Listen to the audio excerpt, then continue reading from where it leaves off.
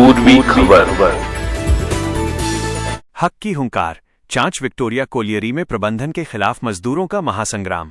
BCCL चांच Victoria colliery में बुधवार को जनता मजदूर संघ ने आर पार की जंग का ऐलान कर दिया।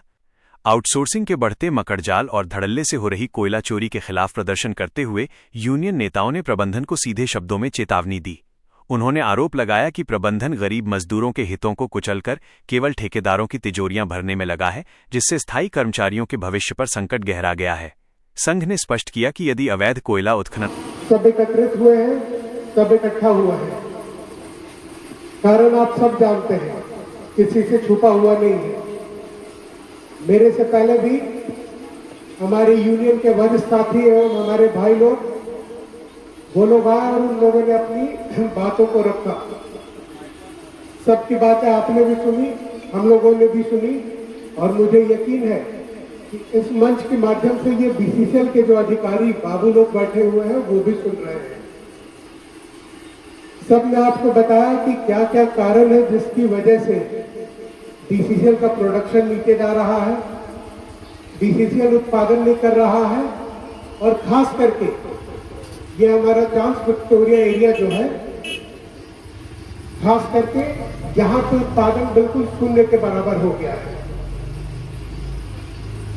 4-5 आउटसोर्सिंग कंपनियां यहाँ पे आई, खनन का कार्य लिया, लेकिन उसके बाद भी उत्पादन यहाँ पे बिल्कुल शून्य। कभी आप लोगों ने सोचने का कोशिश किया कि ऐसा हो क्यों रहा है?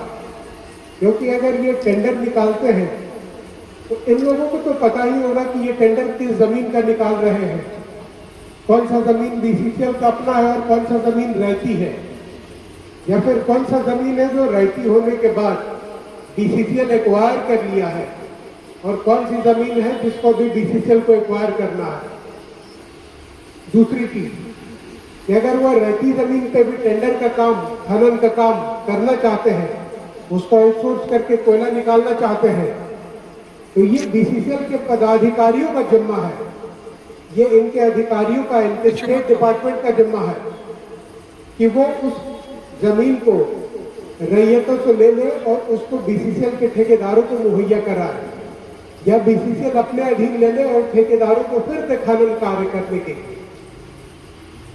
बीसीसीएल के अधिकारियों ने ये कोशिश की जो हम लोगों की जानकारी में है, लेकिन इनकी जो कोशिश रही वो इनके दलालों के माध्यम से रही, और दलालों ने क्या किया, पैसा लेके, घूस लेके जो रैयत है उन रैयतों का नाम हटा दिया।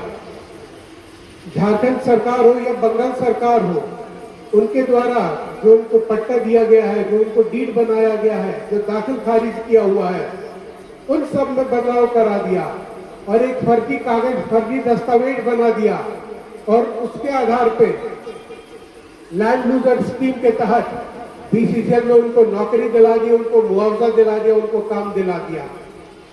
और बीसीसीएल के बाबू वहां पे जाके कोयला भवन में बड़े बड़े अधिकारियों के सामने पीठ थपथपाने लगे कि साहब मैंने तो देखिए आपने ये काम करा दिया, अब वहां खनन का कार्य चालू होगा।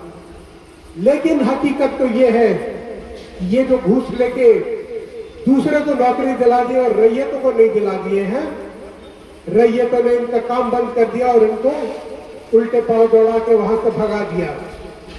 इसमें इन रैयतों की कोई गलती नहीं है।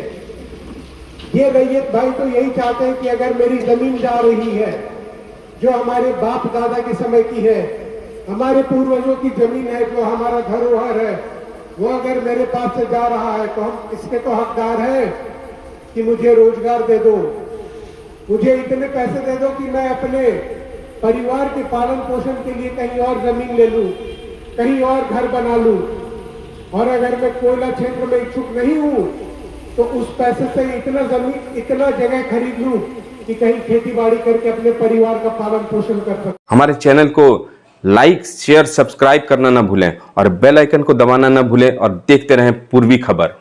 पूर्वी खबर, नजर सब पर।